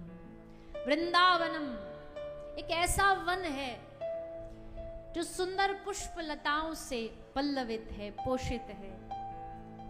एक ऐसा वन है जहां केवल प्रवेश मात्र से हृदय में आनंद उमंग बढ़ जाती है। एक ऐसा वृंदावन है, एक ऐसा धाम है जहां की मिट्टी, जहां की रज, आदि गुरु भगवान श्री शंकराचार्य जी वृंदावन पधारे। भगवान शंकराचार्य पूरे भारतवर्ष की भ्रमण यात्रा करते करते भगवान जगत गुरु जहां विराजते थे, उनके सम्मान के लिए, उनकी शुद्धता के लिए पूरी भूमि खोदी जाती थी। पूरी भूमि खोद करके उस पे नई माटी बिछाई जाती थी, क्योंकि भूमि दोष ना हो जाए। भूमि दोष उस माटी के कुछ कण होते हैं, जहां आप भी जहां बैठे हो ना, इस भूमि का अपना गुण और दुर्गुण दोनों होगा। शहरों में बड़े बड़े जो शहर हैं, बड़े बड़े जो देश हैं, वहां कभी भी आप जाके देखना, हम तो हर रोज नई नई यात्रा पे जाते हैं, नए नए भूमियों पर जाते हैं। भूमि में अपनी ताकत होती है। आप कभी भी देख लेना, आपको उन भौतिकता वाले शहरों में वो एक हृदय का जो रस प्रेम है ना, वो पूर्ण प्राप्त नहीं होगा। भगवान की भक्ति कहीं भी हो सकती, लेकिन एक पूर्ण जो रस है ना, वो नहीं प्राप्त होगा, क्योंकि वहां का वातावरण, वहां की चीखें, वहां की आवाजें, वहां की भूमि के गुण आपको अपनी ओर खींचेंगे। क्यों भागते हैं लोग वृंदावन में? बोले ब्रजवास करेंगे, ब्रजवास। अरे घर में बैठ के भजन कर लो। बोले वो इसलिए करते हैं क्योंकि वहां की शक्ति उनको भगवान के और आगे धकेलती है। एक पीछे से धक्का मिलता है भूमि का, उस स्थान का। इसलिए जहां जगत गुरु जाते थे, भगवान शंकराचार्य जाते थे, उस भूमि को पूरा पहले माटी हटाई जाती थी, फिर उस पे माटी डाली जाती थी, फिर उस पे गोबर के गाय का लेप किया जाता था, और तब भगवान शंकराचार्य विराजते थे। हर जगह यही प्रसंग होता था। लेकिन फिर वो आए वृंदावन। उनके जीवन में लिखा है, जीवनी में लिखा है, वृंदावन आए, सबने कहा कि जी हम धरती खोदते हैं, तो श्री शंकराचार्य जी ने वृंदावन आती स्पष्ट आज्ञा दे दी, कोई इस वृंदावन की माटी को स्पर्श नहीं करेगा, वृंदावन की माटी की खुदाई नहीं करेगा। कभी भी वृंदावन की माटी की खुदाई नहीं होती थी। किसी की हिम्मत नहीं थी कि वृंदावन में एक पेड़ भी काट सके। वृक्ष काटे तो उससे रक्त बहता था। वृंदावन की माटी कोई उठा करके नहीं ले जा सकता था।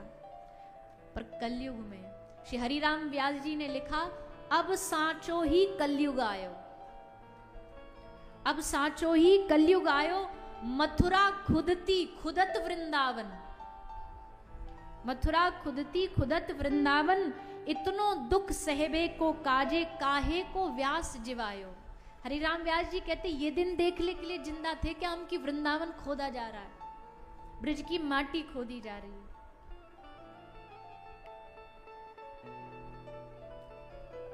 हमारा सामर्थ्य तो नहीं बोलने का, और शायद बोल देंगे तो ये भी एक बहुत अपराध ही हो जाएगा, पर जो व्यवस्थाएं बन रही है ना, वृंदावन धाम में, वो नहीं होनी चाहिए। बात तो सच्ची ये है। बताओ वृंदावन में, चलो जिसको बुरा मान लेना, पर वृंदावन में मॉल की क्या जरूरत है?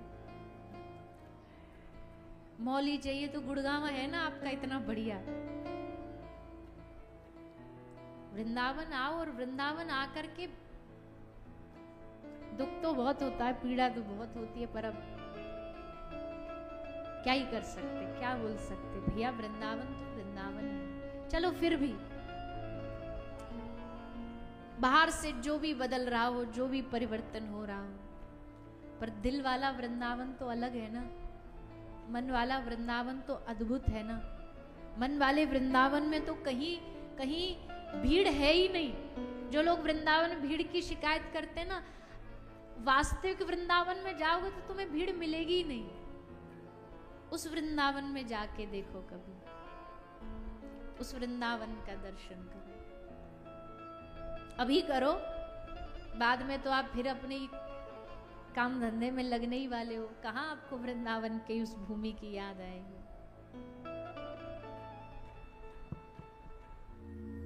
कैसा है अपना वृंदावन? मेरो वृंदावन। अपना भी नहीं, मेरो वृंदावन। मेरो वृंदावन में क्या होता है? उषा की लाली के संग जहां कृष्ण कथा रस बरसे, पहली किरण के साथ ही आवाज आएगी। जैसे ही सूर्य की पहली किरण पड़ेगी तुरंत आवाज आएगी। क्या क्या आवाज आएगी?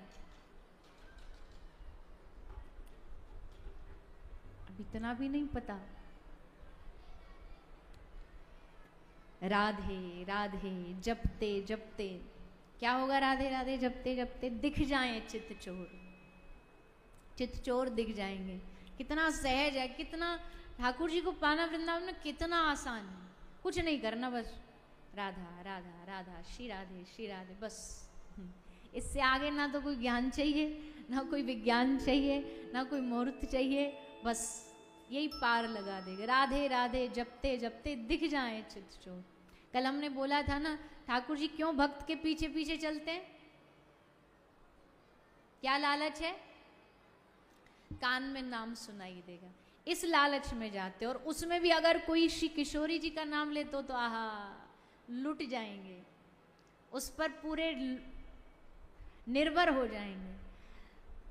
तो अब राधे राधे तो कहीं भी जपा जा सकता है, यहाँ भी जपा जा सकता है, यहाँ भी भगवान मिल सकते हैं। हाँ बिल्कुल मिलेंगे, पर भैया ब्रज की माटी चंदन जैसी। ब्रज की माटी में सात्विकता है, ब्रज की माटी में प्रेम है। इसलिए भगवान वृंदावन की खूब महिमा गाते हैं, खूब महिमा सुनाते हैं। शिव श्रीपति, शिव विरंची ब्रह्मा, शिव श्रीपति यद्यपि ललचाई, मन प्रवेश तिन्हू को नाही। शिव ब्रह्मा स्वर्ग का राजा इंद्र ललचा रहा है। किस लिए ललचा रहा है? ब्रज की माटी छू आए, पर किशोरी जी आज्ञा ही नहीं दे रही। किशोरी जी उनको प्रवेश ही नहीं दे रही। किशोरी जी कह रही है ब्रज आना है, हाँ बोले जाओ, पहले प्रेम सीख करके आओ। हजारों हजारों वर्षों तक इनका जीवन निकल गया प्रेम सीखने में, प्रेम की परिभाषा जानने में। तब जा करके फिर किसी किसी को प्रवेश मिला। उसमें भी सबको नहीं मिला है, किसी किसी को मिला है। और जिनको मिला है ना, आहा बड़े कृपा है ठाकुर जी की कि उन्होंने कृपा करके ब्रज में रख लिया, उन्होंने कृपा करके वृंदावन का बना दिया। कोई कह दे ये कौन है? ब्रज वाले हैं। अरे भैया ये तो ब्रज वाले बन गए। अब कोई गुड़गांव से भी ज़्यादा जिनका ब्रज आना जाना हो जाए तो लोग नहीं कहने देते अरे तुम तो वहीं घर बना लो, तुम तो वहीं रह जाओ। तो वैसे कोई भक्त कभी कामना नहीं करता है, कभी नहीं। और ये वाले भक्त तो होते ही नहीं जो बरसाना गोवर्धन में जाके वो पत्थरों के घर बना बना के आते हैं ना, ये वालों के तो कभी नहीं बनेंगे। अब वो हमसे नाराज हो जाएंगे ये बात बोलने पर भैया हद देखो तुमको दुनिया में रह के मांगना चाहिए ब्रज में घर बन जाए। तुम घर में जाके मांग रहे हो गुड़गामा में घर बन जाए हमारा। वहां जाके तुम पत्थरों से घर बना बना के आ रहे हो कि ठाकुर जी हमारा घर बनवा देना। कैसी मूर्खता है लोगों की, हमारा घर बन जाए। ब्रज में तो इसलिए जाया जाता है, ब्रज में हमारा वास हो जाए। बिहारी अभी हमने एक और नया भजन भी सीखा है, अभी गाएंगे कल परसों में, कि झोंपड़ी ब्रज में बना ली जाएगी। आगे क्या था? झोंपड़ी ब्रज में बना ली जाएगी, कुछ है, जब गाएंगे जब सुन लेना। तो ब्रज में झोंपड़ी बन जाए, कुटिया बन जाए हमारे लिए तो काफ़ी है। ब्रज में महलों की आवश्यकता नहीं, ब्रज की तो कुटिया ही महल है। ब्रज की तो रूखी सूखी रोटी भी 56 भोग है। कोई ब्रज जाता है और ब्रज से कोई हमको भी मिल जाती है। अभी एक हमारी मैया वो गई थी परसों परसाना, तो वहाँ से रोटी मांग के लाई, माधुकरी बोलते हैं उसको ब्रज में। तो जिन लोगों ने ब्रज में रोटी नहीं मांगी ना, उनको ब्रज का कभी सुख ही नहीं आएगा। कभी वृंदावन में रोटी मांगी आप लोगों ने? अब भैया महलों वाले हो, कैसे मांग लेंगे हम? कैसे हाथ फैला लेंगे? ऐसे कैसे मांग लेंगे? हमारे घर में कमी है क्या रोटी की? कभी ब्रज में जाके रोटी मांग के देखो, माधुकरी मांग के देखो, बड़ा आनंद आता है। हमको तो हमारे गुरुजी ने खूब बचपन में पूरे गांव में घुमाया, खूब ले जाते थे डब्बा लेकर, चलो रोटी मांग के लाओ हमारे साथ। और देखो अनजान जगह पे मांग लेना तो फिर भी आसान है, जान पहचाने लोगों के बीच में मांगना बड़ा मुश्किल काम होता है। जान पहचाने घर में रोटी जाके मांगना संकोच लगता है कि वही बताओ इनके घर रोटी। और लोग कहते भी थे, हमारे माता पिता खूब कहते थे, बोले क्या बच्चों से रोटी मंगवाते रहते हो। गांव तो था ही, गांव में तो 10 बातें और बन जाती हैं। और गुरुजी ने कहा ना, इनको सिखाना पड़ेगा। तो जाते थे डब्बा लेकर के, माधुकरी मंगवाने लेकर के जाते थे और बड़ा आनंद आता था। वो उनका एक ही डब्बा सेट था, उसी डब्बे में दाल आ जाती, उसी में कढ़ी आ जाती, उसी में भिंडी आ जाती, उसमें बैंगन आ जाता, गोभी इसी में डाल दो, सब उसमें डाल दो। और ऐसा मौका हमको कभी कभी मिलता था। वो जो उनके उस डब्बे के भोजन का जो स्वाद है ना, वो अभी भी हमारे जुबान पे है। अभी भी हमको कोई 2 मिनट कथा रोक के कह दे कि वो स्वाद लो तो आ जाएगा जुबान में, इतना इतना स्वाद होता था। और जब हम कथा से जाते थे ना कथा करके, तो हम गुरुजी को, हमारे गुरुजी बड़े सरल थे, वो तो हमने बता ही दिया। तो वो कोई ऐसा अभिमान नहीं रखते कि भाई तुम हमको कैसे बता सकते हो, हम जो कह दें अच्छा ठीक है। तो हम कहते कथा से जाते, महाराज जी आज हमारे घर पाना आप। तो वो जाते, सब जगह से वो माधुकरी लेके आते और फिर उसमें से वो प्रसाद देते थे। अपने हाथ से थाली में जमीन पे बैठ के थाली लगाते, खुद हाथ से परोसते और फिर हम पाते। तो ब्रज की माधुकरी का अलग ही रस है।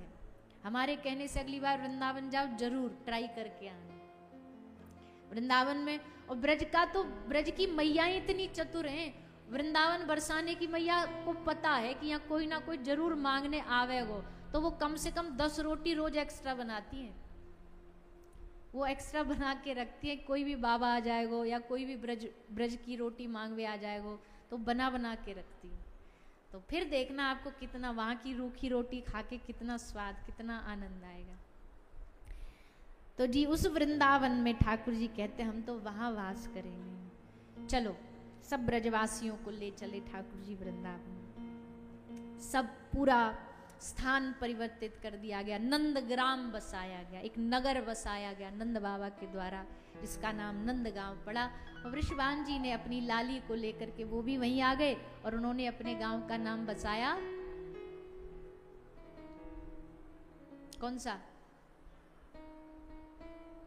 हो मेरो मन लाग्यो, एक लाइन बरसाने में, जहाँ मेरा जे राधा रानी, मेरो मन लाग्यो बरसाने में, जहाँ मेरा जे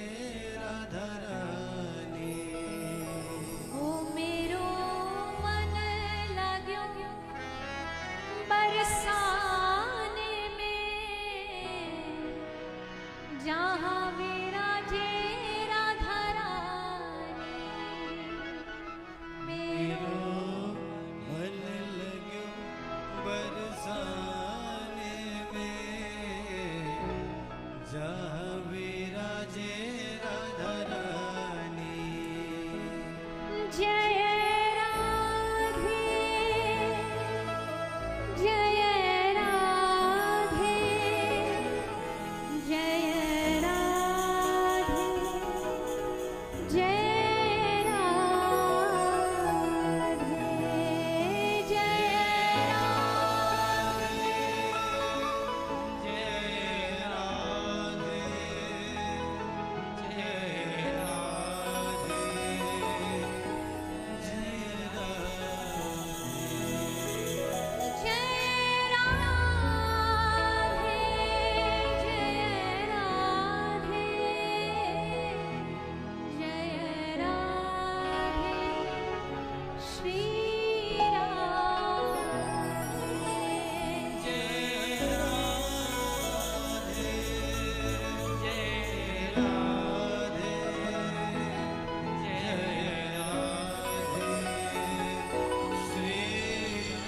किशोरी जी ने अपना धाम बनाया, निज धाम बरसाने। आदमी अपना घर बनाता तो उसमें कितने विचार लगाता है ना, सब काम अपने अपने हिसाब से कराता है। भले वो कोई बाहर वाला बुला ले, जिसको इंटीरियर कहते हैं, बनाने वाला बुला ले, पर विचार अपने ही लगाता है। सो यहाँ ये करेंगे, वहाँ वो करेंगे, उसको सुंदर बना, उसमें जी जान लगाता है। वैसे श्री जी ने जो बरसाने को बनाया ना, तो एक एक स्थान, एक एक भूमि, एक एक पेड़, एक एक पत्ता उस बरसाने का श्री जी ने खुद चुना, स्वयं चुना। उसमें किसी का कोई हस्तक्षेप नहीं है, कोई माया का प्रवेश नहीं है। वहाँ केवल किशोरी जी की इच्छा चलती है। उनकी इच्छा जगी, यहाँ एक सरोवर का निर्माण हो, तो वहाँ एक कुंड प्रकट हो गया। उनकी इच्छा हुई यहाँ तरु लता प्रकट हो जाए, तो वहाँ वन, गहवर वन बन गया, और अपने हाथों से उसको सजाया किशोरी जी ने। इसलिए भैया सारी धरती पर, सारी ब्रह्मांड पर लोगों का तो पता नहीं, पर हमको अगर सबसे प्रिय कुछ लगता तो श्री बरसाना धाम। उस धाम की तो बात ही निराली है। तो वहां श्री जी निवास करती हैं, ठाकुर जी नंदग्राम में निवास करते हैं। और फिर युगल लीला शुरू हुई। युगल लीला यहाँ ज़्यादा सुनाने का औचित्य है नहीं, इसलिए आगे बढ़ते हुए 5 वर्ष में वृंदावन गए। 5 वर्ष 2 महीने की अवस्था में गौचारण शुरू किया। गौचारण लीला करते करते दैत्यों पर कृपा करते हुए श्री ठाकुर जी ने कालिया नाग, अघासुर, बकासुर, धेनुकासुर, प्रलंबासुर सबको मारा, सबका उद्धार किया, कल्याण किया। फिर भगवान ने गोपियों की इच्छा को पूर्ण किया। गोपियों के मन में भाव था, श्री कृष्ण हमें श्याम सुंदर ते दास्या पतिम में कुरुते नमः, अपने आप को श्री कृष्ण को प्रियतम माने बैठी थी। तो भगवान ने उनकी इच्छा पूरी करी। वास्तविकता का जो आनंद रस है वो दिया, वस्त्र हरण किए। आगे और प्रगाढ़ रस में प्रवेश कराएंगे, रास के रस में, वो हम कल सुनेंगे। अभी के लिए भगवान ने परीक्षा ली कि ये हमको अपना मानती भी है कि नहीं। प्रियतम कह रही हैं, हमको अपना पति मान रही हैं, पर हम तो जब माने ना, जब हमें हमारे प्रति पूरा समर्पण हो। तो भगवान ने वस्त्र हरण करके इनकी परीक्षा ली। गोपी ने अपना समर्पण व्यक्त कर दिया कि हम आपको समर्पित हैं। और फिर यज्ञ पत्नियों पर कृपा करते हुए भगवान ने ब्राह्मण पत्नियों पर कृपा करी, यमुना जी का जल शुद्ध किया। और 7 वर्ष की अवस्था में भगवान ने श्री गिरिराज जी का पूजन कराया। श्री गिरिराज महाराज की सेवा कराई, ब्रजवासियों से खुद भी सेवा करी, स्वयं भी सेवा करी। और श्री गिरिराज जी की महत्वता को, महिमा को बढ़ाया है, बताया है जगत को। श्री गिरिराज जी साक्षात हरिवर्य हैं, भगवान हैं। उन श्री गिरिराज महाराज की शरण में लेकर के ठाकुर जी जा रहे हैं। हम सब भी उन गिरिराज जी की शरण में चलेंगे। बहुत लोग हैं जो महीने भर में एक बार तो गिरिराज जी जाते हैं परिक्रमा लगाने। महीना नहीं पर कम से कम जब मौका मिल जाए जाना चाहिए, गिरिराज जी की परिक्रमा लगाओ, दंडोती लगाओ। गिरिराज जी साक्षात देव हैं, कलयुग के देव हैं, ब्रज के देव हैं। उनका स्पर्श हमें भक्ति देता है, उनकी कृपा देता है। पर बस इसी कृपा के भाव से जाकर के परिक्रमा लगा। चक्कर काटने का नाम परिक्रमा नहीं। एक तो बात यह है कि भाई बस आप घूम आए, चक्कर काट आए, वो परिक्रमा नहीं होती, भाव से लगा। तो श्री गिरिराज जी की शरण में चले। ठाकुर जी ने गिरिराज जी की सेवा का आदेश दिया है नंद बाबा को। बाबा को कहा, बाबा श्री गिरिराज जी की पूजा होनी चाहिए, क्योंकि आप लोगों ने उन्हें विसार दिया है, भुला दिया है। जबकि गिरिराज जी हमारे इस ब्रज के आराध्य हैं, ब्रज के आराध्य गिरिराज जी हैं।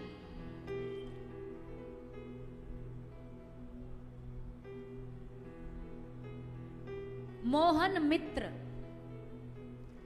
ब्रज का मित्र श्री ठाकुर जी हैं। ब्रज के देव, देव गोवर्धन, देवता ब्रज का गिरिराज जी हैं। और इष्ट श्री राधा। ये तीन पंक्ति हैं ब्रज की। इन तीनों के हिसाब से सेवा ब्रज की चलती है। तो गिरिराज जी देव हैं ब्रज के, और देव की तो पूजा होती है। तो भगवान ने सबको आदेश दिया, सब चल पड़े, गिरिराज जी की शरण में जाते हैं, गिरिराज जी की सेवा करते हैं, मानसिक पूजा करते हैं। हम सब भी गिरिराज जी को प्रणाम करते हुए श्री गिरिराज जी की सेवा करें। श्री गोवर्धन नाथ को प्रणाम करें। गिरिराज जी हमारे मध्य में भी आएंगे, उनका दर्शन करेंगे, सेवा करेंगे, और भाव से सब लोग आनंद से गाएंगे।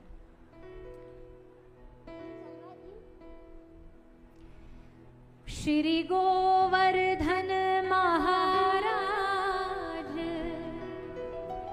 महाराज तेरे माथे मुकुट विराज। श्री गोवर्धन महाराज महाराज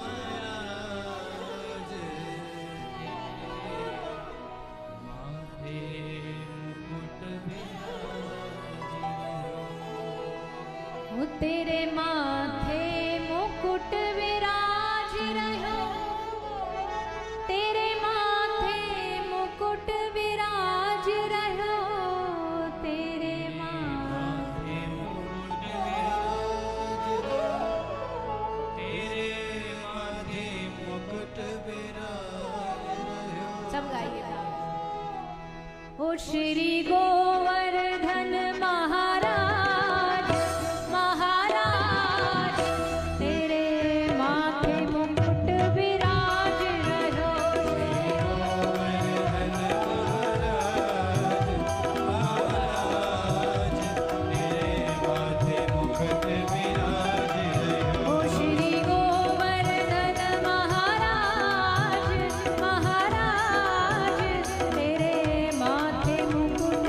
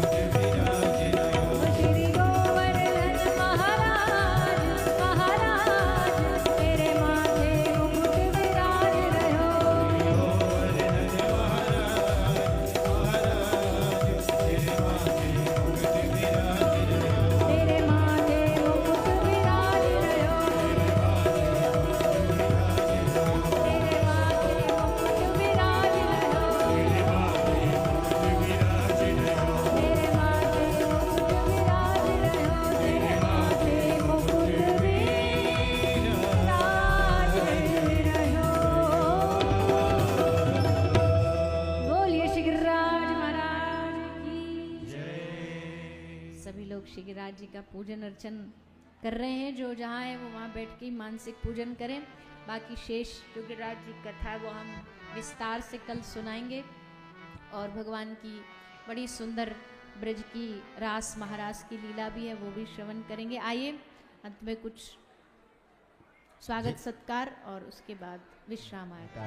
ओम ज्वालामालिन्ये नमः रत्नेश्वर्यै नमः सर्वोपचारार्थगन्धक्षतपुष्पाणिं समर्पयामि।